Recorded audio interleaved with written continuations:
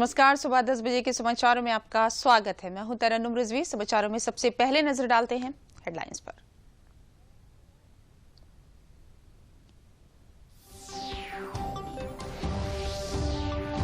प्रधानमंत्री मंगलवार को 108वीं भारतीय विज्ञान कांग्रेस को करेंगे संबोधित। इस वर्ष आईएससी का मुख्य विषय महिला सशक्तिकरण के साथ सतर्क विकास के लिए विज्ञान और प्रौद्योगिकी रहेगा।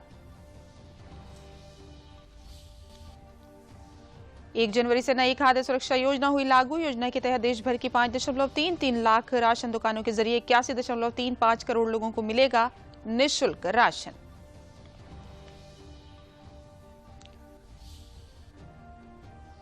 देश भर में दिखी नए साल के जश्न की धूम। प्रदेश के मथुरा, अयोध्या, वाराणसी सहित कई स्थानों पर श्रद्धालुओं ने भगवान के दर्शन कर की नववर्ष की शुरुआत।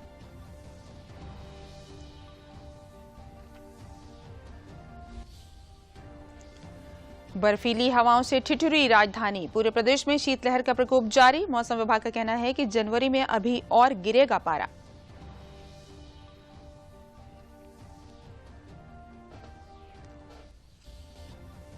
और हाथरस में बरेली मथुरा राजमार्ग पर हुआ भीषण सड़क हादसा। बोलेरो और ट्रैक्टर की टक्कर के कारण 4 लोगों की हुई मौत, वहीं 2 लोग गंभीर रूप से हुए घायल।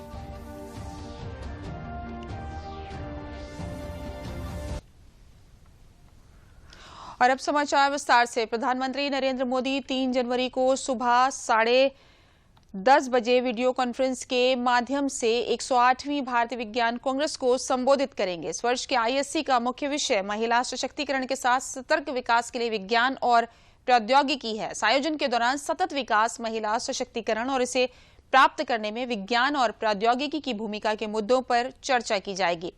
विज्ञान और प्रौद्योगिकी में महिलाओं के योगदान को प्रदर्शित करने के लिए एक विशेष कार्यक्रम भी आयोजित किया जाएगा, जिसमें प्रसिद्ध महिला वैज्ञानिकों के व्याख्यान भी होंगे। आईएससी का 108वां वार्षिक सत्र राष्ट्र संत कोकड़ो जी महाराज नागपुर विश्वविद्यालय में आयोजित किया जाएगा, जो इस वर्ष अपनी शताब्दी भी मना रहा है।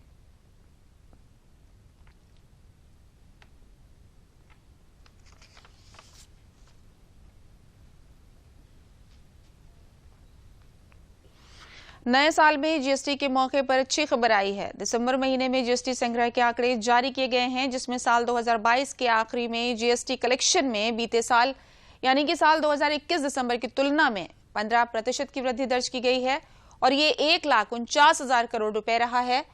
बीते 10 महीनों से लगातार जीएसटी संग्रह 1,40,000 करोड़ से ज्यादा का ही रहा। अगर नवंबर महीने की जीएसटी संग्रह से तुलना करें तो इसमें भी इजाफा हुआ है। नवंबर में जीएसटी कलेक्शन 1,40,000 करोड़ रुपए था। वहीं साल 2022 में सबसे ज्यादा रिकॉर्ड जीएसटी अप्रैल महीने में 1,68,000 करोड़ रुपए दर्ज किया गया था, तो दूसरे नंबर पर अक्टूबर महीने में 1.52 करोड़ रुपए दर्ज किया गया।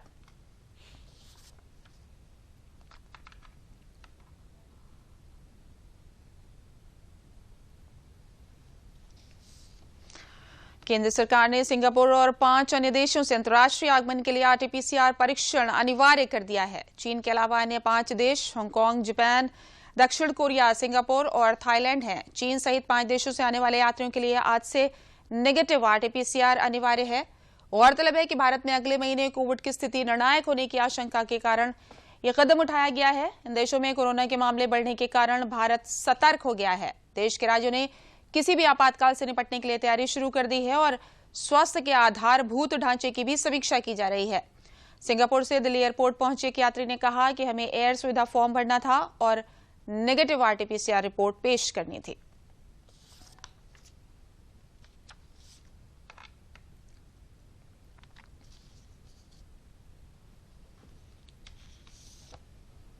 हमें जैसे कि एक एयर सुविधा फॉर्म था वो हमने भरना था, तो वो चेक हुआ था। बाकी हमारा आरटी-पीसीआर टेस्ट था, वो चेक करा था कि नेगेटिव है कि नहीं।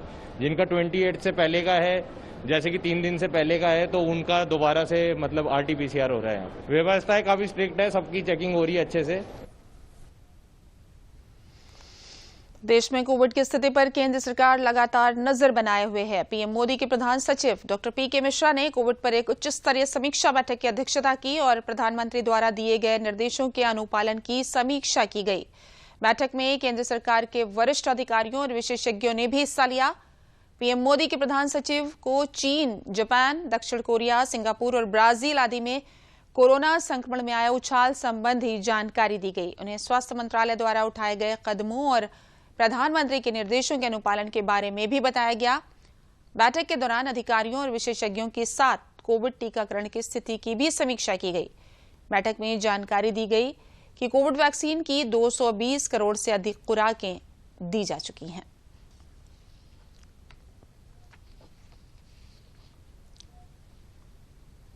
केंद्र सरकार की नई एकीकृत खाद्य सुरक्षा योजना कल से लागू हो गई। केंद्रीय मंत्रिमंडल के निर्णय के अनुसार नई योजना में राष्ट्रीय खाद्य सुरक्षा अधिनियम के तहत वर्ष 2023 में 81 करोड़ से अधिक लाभार्थियों को निःशुल्क खाद्यान्न उपलब्ध करवाया जाएगा। ये योजना अधिनियम का प्रभावी और एक समान क्रियान्वयन सुनिश्चित करेगी। निःशुल्क खाद्यान्न के साथ साथ इस योजना से एक राष्ट्र एक राशन कार्ड कार्यक्रम का कार्यान्वयन भी सुनिश्चित होगा। नई योजना से खाद्य सुरक्षा में एकरूपता और स्पष्टता आएगी। इस योजना के तहत अंत्योदय अन्य योजना वाले परिवारों सहित सभी राष्ट्रीय खाद्य सुरक्षा अधिनियम के लाभार्थियों को खाद्यान्न उपलब्ध करवाया जाएगा।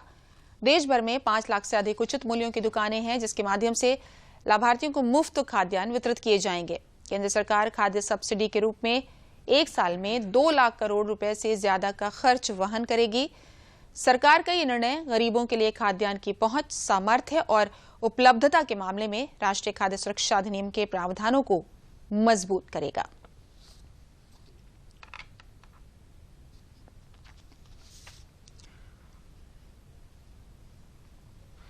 वर्ष 2016 में हुई नोटबंदी के फैसले के खिलाफ याचिकाओं पर सुप्रीम कोर्ट का फैसला आ जाने की संभावना है।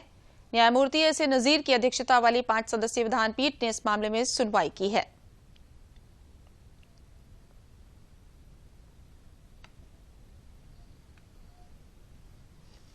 समाचार अभी और भी हैं, लेते हैं एक विराम। फूल वाला, केटरिंग वाला, बैंड वाला, ये लो भाई। बैंड बजेगी पापा, अगर गड़बड़ हुई तो गए पैसे। अरे नहीं रे, बैंक संभाल लेगा। कैसे? मैंने पॉजिटिव पे सिस्टम पे रजिस्टर किया है। बैंक को चेक्स और बेनिफिशियरीज की जानकारी दे दी है। बैंक चेक करेगा, जांच करेगा, डिटेल्स मैच नहीं तो क्लियरेंस नहीं। अच्छा, लाइए मुझे दीजिए। फोटो वाला, लाइट वाला, मंडप वाला। आरबीआई कहता है जानकार बनिए, सतर्क रहिए। बिल्कुल सही कह रहे हैं।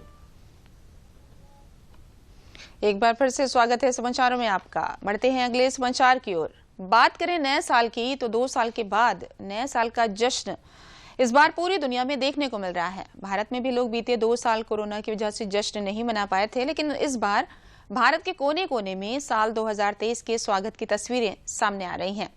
हर कोई अपनों के साथ नए साल का स्वागत कर रहा है, तो वहीं लोग अपनी आस्था के अनुसार अपने पूजा स्थल जाकर दुआएं मांग रहे हैं। बच्चों और युवाओं का तो जोश देखते ही बन रहा है। भारत में पहला दिन और पूरे उत्तर भारत में ठंड के साथ चमकता हुआ सूर्य। पंजाब से लेकर पुरी तक और कोलकाता से मुंबई तक, ऊपर से रविवार। ऐसे में उल्लास दोगुना चौगुना क्यों ना हो। देश के हर छोटे बड़े शहर कस्बों तक में लोग खासे उत्साहित नजर आए। जाके मंदिर देखेंगे, जगन्नाथ में दर्शन करेंगे। नवे साल दियां बहुत बहुत शुभकामनाएं। आज मौसम साफ है, धुंध नहीं है और शीत लहर भी चल रही है। पहले देखते हैं देश के बड़े शहरों में कैसा रहा पूरा दिन। बीती रात लोगों ने जहां जमकर पार्टी की, तो वहीं साल के पहले दिन तकरीबन सभी शहरों में लोगों ने पूजा स्थलों का रुख किया और सुख, समृद्धि, स्वास्थ्य के लिए विशेष रूप से प्रार्थना की। सिलीगुड़ी से तिरुवनंतपुरम तक और अमृतसर से मदुरई तक अपनी अपनी आस्था और परंपरा के मुताबिक लोगों ने मंदिरों, गुरुद्वारों और गिरजाघरों में जाकर आराधना की। अपने परिजनों और राष्ट्र के लिए उन्होंने मंगल कामना की।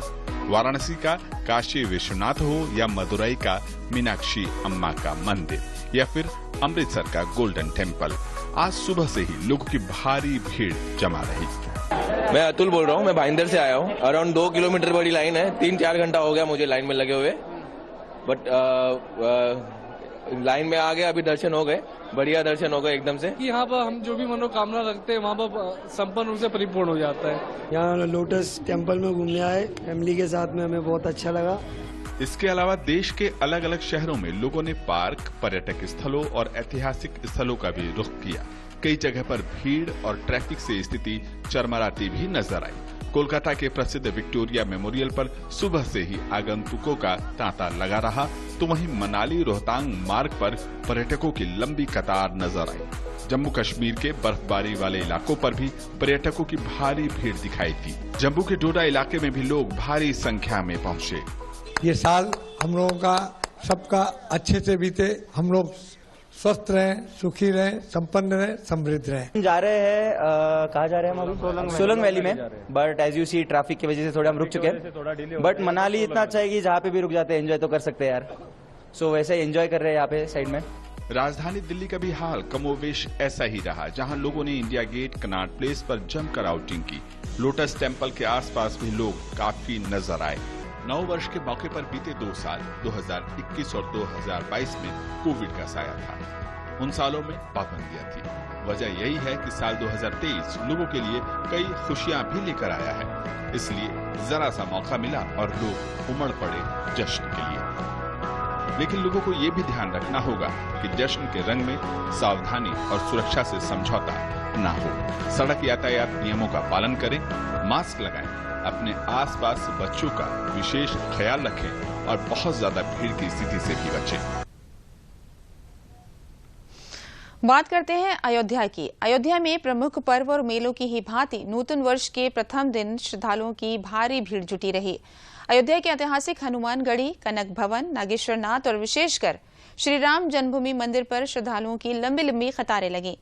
हर कोई नए वर्ष की शुरुआत अपने आराध्य रामलला और हनुमंत लला के समक्ष श्रद्धा निवेदित करने के बाद करना चाहता है। श्रद्धालुओं का कहना है कि जब प्रधानमंत्री नरेंद्र मोदी और मुख्यमंत्री योगी आदित्यनाथ सनातन परंपरा के प्रति इस तरह समर्पित हैं, तो हम सब श्रद्धालु क्यों नहीं समर्पित होंगे। सभी अयोध्या में भव्य और दिव्य राम मंदिर निर्माण पर गर्व की अनुभूति भी कर रहे हैं। प्रशासनिक व्यवस्था की भी श्रद्धालुओं ने प्रशंसा की।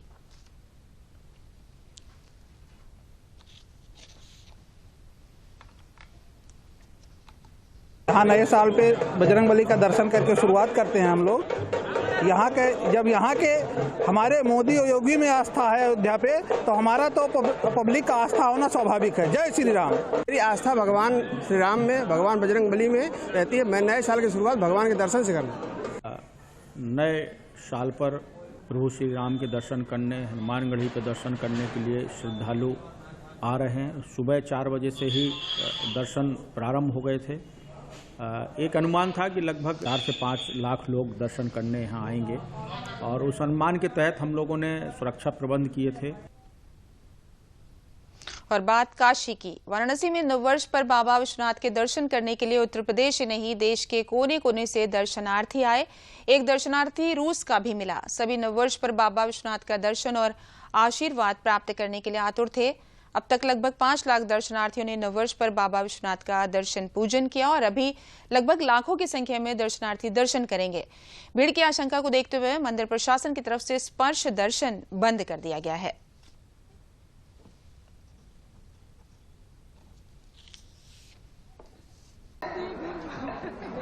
तो अभी साल का नया दिन है, तो इसलिए दर्शन करने आए बाबा विश्वनाथ का। हम प्रयागराज से आए हुए हैं, काशी विश्वनाथ में दर्शन करके जाएंगे, चाहे जितनी देर हो जाए। हम धन्यवाद बोलना चाहेंगे यूपी पुलिस को कि वो बहुत अच्छे से हर चीज़ मैनेज कर रहे हैं और मतलब हम सबकी देखरेख भी कर रहे हैं, तो उनको मैं धन्यवाद बोलना चाहूँगी। अब देखते हैं कि काशी बाबा के दर्शन में कितना टाइम लगता है। Name and country name. My name is Tatiana. I'm from Russia. I come from Khram. Visit of Temple Visha. Shri Kashi Vishwanath Dham में आज नव वर्ष के अवसर पर श्रद्धालुओं की संख्या काफ़ी अधिक है। श्रद्धालु सुबह से ही लाइन लगाकर दर्शन करने के लिए आतुर हैं और सभी ने बाबा का आशीर्वाद लिया है। अभी तक लगभग 3 लाख से ऊपर संख्या हो चुकी है श्रद्धालुओं की। हम लोगों ने पर्याप्त व्यवस्थाएं की हैं, जैसा कि आप देख रहे हैं क्यू लगा करके मार्केटिंग कराई गई है, पूरा कतारबद्ध चारों तरफ से है और श्रद्धालुओं के लिए अंदर पेयजल आदि की व्यवस्था कराई गई। शीतलहर और कोहरे भरी सर्दी से बचाने के लिए गरीब और असहायों को उच्च शिक्षा मंत्री योगेंद्र उपाध्याय ने कंबल वितरण किया। योगेंद्र उपाध्याय ने कहा कि बढ़ती ठंड को लेकर प्रदेश सरकार द्वारा कंबल वितरण कार्यक्रम का आयोजन कराया जा रहा है। कैबिनेट मंत्री योगेंद्र उपाध्याय ने फ्रांस दौरे को लेकर कहा कि निवेशक उत्तर प्रदेश में निवेश करने को लेकर उत्साहित हैं और यूपी में 2500 करोड़ रुपए का इन्वेस्टमेंट करने को लेकर फ्रांस के साथ MOU भी साइन किया गया है।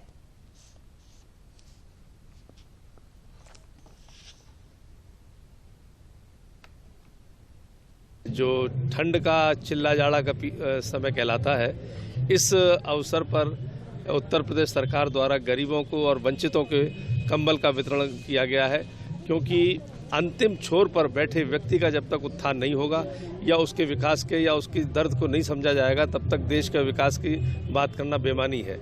ऐसा पंडित दीनदयाल उपाध्याय जी ने अपने राजनीतिक चिंतन में बताया है। उसी के आधार पर योगी जी की सरकार ये गरीबों को कंबल वितरण कर रही है। मैंने विदेश में जाके देखा कि माननीय मोदी जी और माननीय योगी जी के प्रति असीम उत्साह। जब हम बताते थे कि हम उत्तर प्रदेश से, तो oh you are from Modi's country, Yogi's state, एक इतना बड़ा उत्साह मैंने देखा, एक आश्चर्यजनक। तो मुझे एक तो गर्व की अनुभूति हुई कि हमारे नेताओं ने पूरे विश्व में एक पहचान बनाई है अपने प्रदेश की और देश की, और वो लोग बड़े बड़े उत्साहित हैं यहाँ निवेश करने के लिए। इसके जिन 2 देशों में हम गए, वहाँ से 2500 करोड़ के इन्वेस्टमेंट की MOU साइन हुए हैं, लेकिन संभावनाएं बहुत हैं।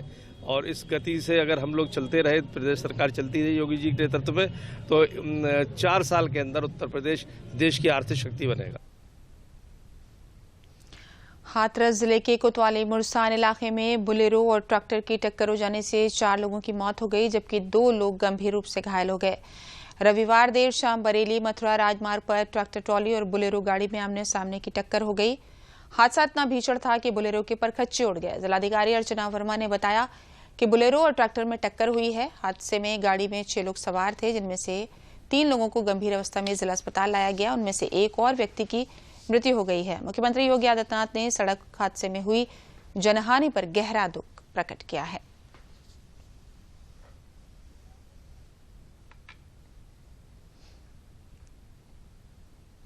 तीन लोग मृत थे, तो 3 जो इंजर्ड थे उनको मेडिकल कॉलेज अलीगढ़ के लिए रेफर कर दिया गया है, और जो डेथ हो गई है उनको पहचान हो गई है, तो उनके घर वालों को इन्फॉर्म किया गया है, और उनमें से कुछ लोग आ भी गए। अभी तो देखिए वो पूरा वेरीफाई किया जा रहा है, चेक हो रहा है। बस अभी यही जानकारी कि वृंदावन से कुछ लोग आ रहे थे और दूसरी ओर से ट्रैक्टर जा रहा था, तो संभवतः फॉग है, इसी कारण से थोड़ा सा कुछ दुर्घटना हुई है। स्मार्ट भारत में स्मार्ट गांव के सपने के तहत देश के प्रधानमंत्री और समाज सेवक नानाजी देशमुख से प्रभावित होकर उन्नाव निवासी अनुराग त्रिवेदी अब अपने गांव में बच्चों को निःशुल्क शिक्षा दे रहे हैं। श्रुतु फाउंडेशन नाम की संस्था का गठन उनके द्वारा किया गया है, जो बच्चों को न सिर्फ निःशुल्क शिक्षा देती है, बल्कि उनके संपूर्ण विकास के लिए खेलों में भी उन्हें बढ़ावा देती है। अनुराग अपने जनपद के कई गाँव में पुस्तकालय भी चला रहे हैं और विशेष रूप से लड़कियों को स्पोर्ट्स में आगे बढ़ने में प्रोत्साहन दे रहे हैं।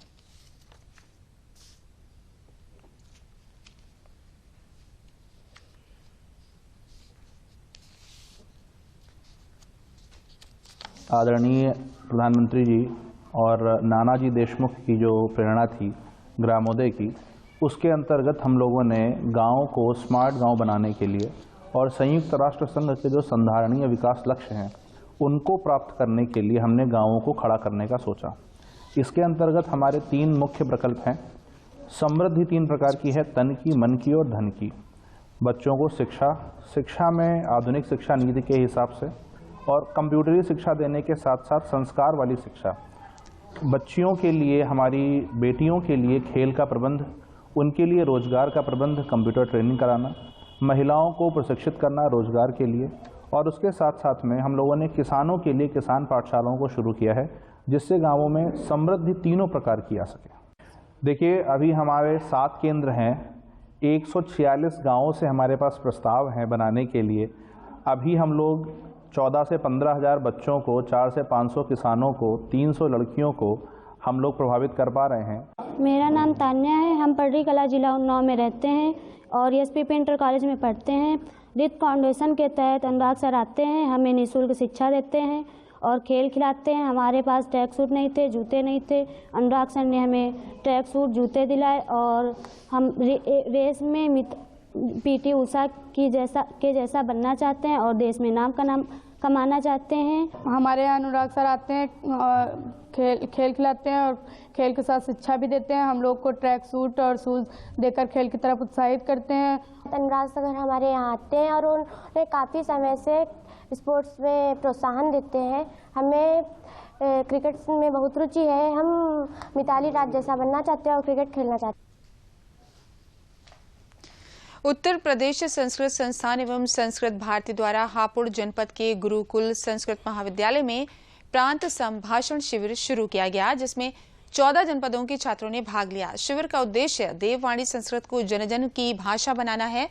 गुरुकुल महाविद्यालय से संस्कृत के महत्व को बताते हुए एक जागरूकता रैली निकाली गई। इस दौरान संस्कृत भाषा के प्रचार प्रसार का भी संकल्प लिया गया।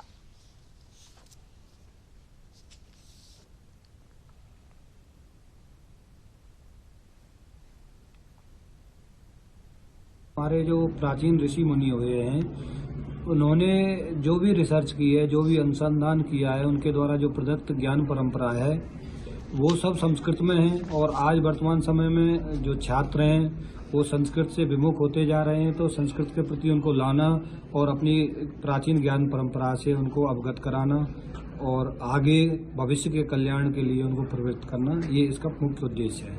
ये संस्कृत भारती की ओर से प्रांत का, मेरठ प्रांत का प्रबोधन वर्ग चल रहा है, भाषा प्रबोधन वर्ग, और ये दिनांक 28 से लेकर के 4 दिनांक तक का चलेगा। 5 दिनांक की सुबह इसका समापन होगा। इसका उद्देश्य जो हमारे संस्कृत छात्र हैं व संस्कृत इतर छात्र हैं, उन छात्रों को संस्कृत में भी सरल रीति से कैसे संभाषण कर सकते हैं, ये मुख्य उद्देश्य होता है, उन्हें सिखाना। और फिर उसके बाद में उन्हें शास्त्रों की ओर ले जाना, जो हमारी प्राचीन परंपराएं हैं, संस्कृति है, उनकी ओर उनका रुख करना। इसका यही उद्देश्य है कि हम जिसको यहाँ पर संस्कृत में रुचि है, सभी यहाँ पर जितने भी आए हैं अलग अलग शहरों से, अलग अलग जनपद से, सभी को संस्कृत में रुचि है और इसलिए यहाँ पर संस्कृत संभाषण सीखने के लिए आए हैं सभी। अपना जो संस्कृत भाषा है उसको हम पठन में तो देखते हैं, किंतु भाषा के रूप में हमें कहीं वो दिखाई नहीं देती है। तो अपना यही उद्देश्य है कि जो संस्कृत के छात्र हैं वो सभी इस भाषा को भाषा के रूप में भी जाने, बोले और सीखें। अपना मुख्य उद्देश्य यही है कि हम पुनः इस अपने भारत में संस्कृत को जन जन की भाषा बनाएं।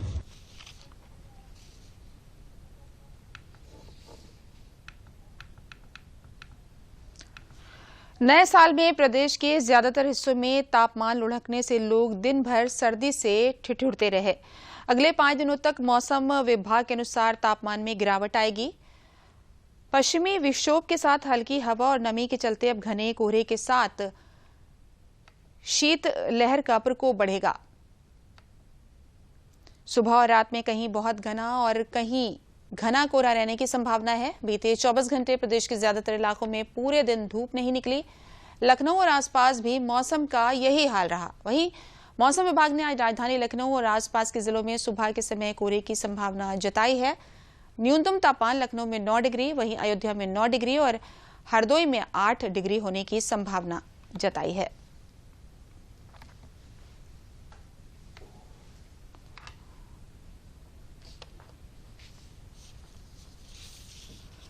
मेरठ बुलियन ट्रेडर्स एसोसिएशन के तत्वाधान में एक प्रेस वार्ता का आयोजन किया गया। इसमें रेनानी ज्वेल्स के संचालक हर्षित बंसल द्वारा Guinness book of world record में हाल ही में शामिल की गई घड़ी ब्रेसलेट को प्रदर्शित किया गया। Meerut Boolean traders association Meerut के सदस्य रेनानी ज्वेल्स के संचालक हर्षित बंसल ने लगभग 373 ग्राम सोने व 55 कैरेट के 17,524 हीरे जड़े हुए एक घड़ी ब्रेसलेट बनाकर Guinness book of world record में अपना नाम दर्ज कराकर न केवल मेरठ का बल्कि पूरी दुनिया में भारतवर्ष का नाम रोशन किया है।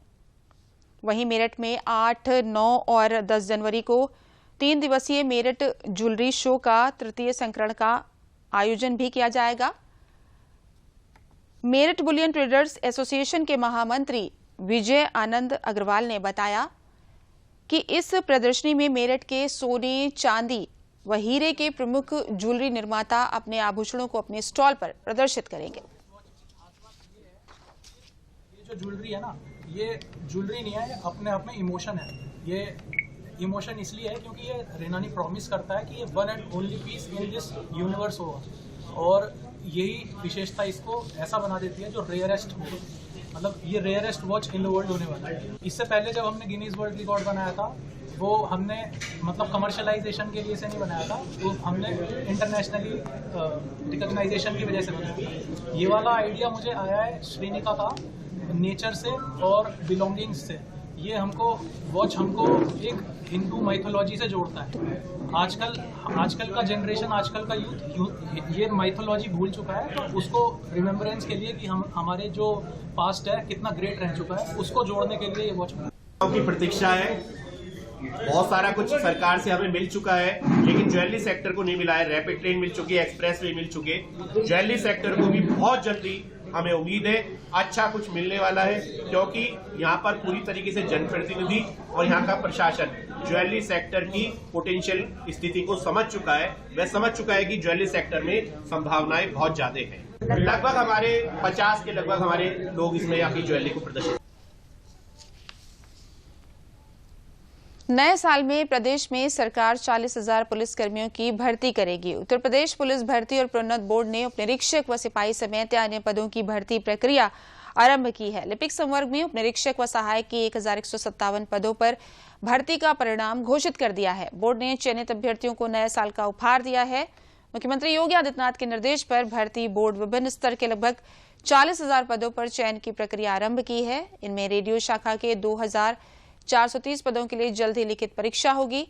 इसके साथ ही उप निरीक्षक नागरिक पुलिस के 829, कंप्यूटर ऑपरेटर के 693, आरक्षी नागरिक पुलिस के 26,210, फायरमैन 1,007, आरक्षी पीएससी के 8,540 और जेल वार्डर के 1,582 पदों समेत अन्य पदों पर भर्ती के लिए अधिचयन बोर्ड को उपलब्ध कराए गए हैं।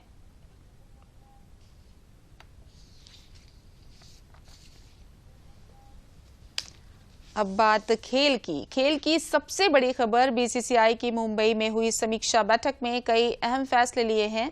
इस बैठक में बोर्ड के अध्यक्ष रोजर बिन्नी, सचिव जय शाह, भारतीय टीम के कोच राहुल द्रविड़ और कप्तान रोहित शर्मा मौजूद रहे। बैठक में खिलाड़ियों के वर्कलोड मैनेजमेंट पर चर्चा हुई। समीक्षा बैठक में सीनियर टीम के चयन प्रक्रिया के लिए जो सिफारिशें सामने आई हैं, टीम में चयन के लिए योयो टेस्ट और डेक्सा टेस्ट चयन मापदंड का हिस्सा होंगे।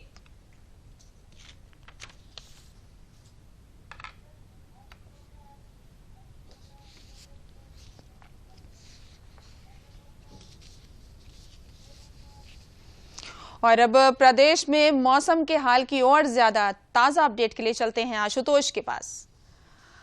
आशुतोष, क्या ये जो मौसम है, जो ये शीतलहर चल रही है, ये जो हमारी फसलें हैं उनके लिए लाभकारी है? देखिए, बिल्कुल इस मौसम का बहुत दिसंबर से ही किसानों को इंतजार था, क्योंकि जो यील्डिंग होती है, जो उत्पादन की क्षमता होती है, अगर कहें तो दलहन की फसलें हो चाहे गेहूं की फसल हो, उसके लिए एक ज़बरदस्त जो है ठंड की ज़रूरत होती है। उसके बाद ही जो है वो फसल निखर करके आती है, उसका उत्पादन बढ़ता है। और यही कारण है कि जो जनजीवन है वो कहीं न कहीं प्रभावित हुआ है और उसका प्रभाव रेल यातायात पर पड़ा है, वायु मार्ग की यातायात पड़ा है, सड़कों की यातायात पर पड़ा है, स्कूलों पर पड़ा है और सामान्य जनजीवन जो है वो कहीं न कहीं डिस्टर्ब दिखाई देता है। और ये इस शीतलहर से बचने के लिए सरकार ने भी अनेक सारे उपाय किए हैं, रैन बसेरे बनाए गए हैं, अलाव के प्रबंध किए गए हैं।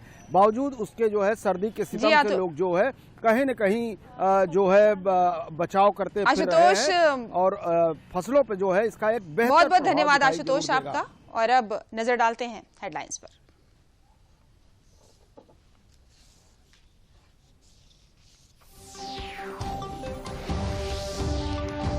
प्रधानमंत्री मंगलवार को 108वीं भारतीय विज्ञान कांग्रेस को करेंगे संबोधित। इस वर्ष आईएससी का मुख्य विषय महिला सशक्तिकरण के साथ सतर्क विकास के लिए विज्ञान और प्रौद्योगिकी रहेगा।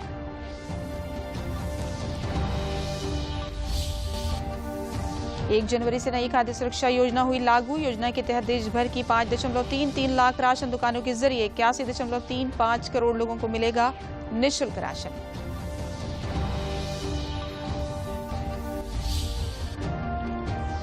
देश भर में दिखी नए साल के जश्न की धूम। प्रदेश की मथुरा, अयोध्या, वाराणसी सहित कई स्थानों पर श्रद्धालुओं ने भगवान के दर्शन कर की नववर्ष की शुरुआत।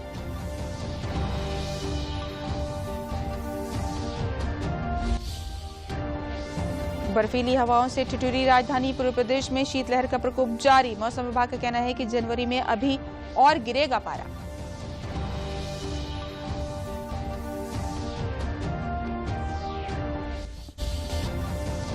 और हाथरस में बरेली मथुरा राजमार्ग पर हुआ भीषण सड़क हादसा। बोलेरो और ट्रैक्टर की टक्कर के कारण 4 लोगों की हुई मौत।